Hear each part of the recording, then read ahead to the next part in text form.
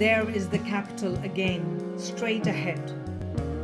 Built in 1793, burned in 1814, and rebuilt.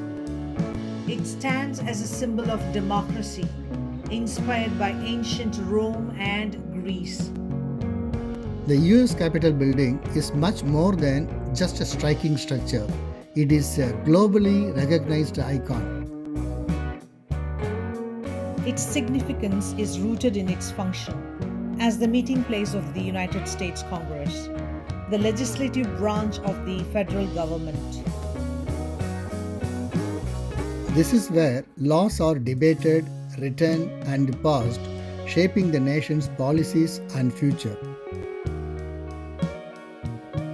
The building's neoclassical architecture and massive dome draw inspiration from ancient Greece and Rome.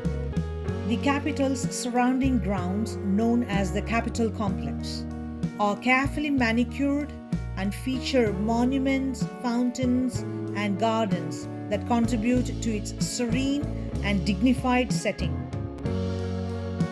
These grounds are also significant as a public space, often hosting national events and protests.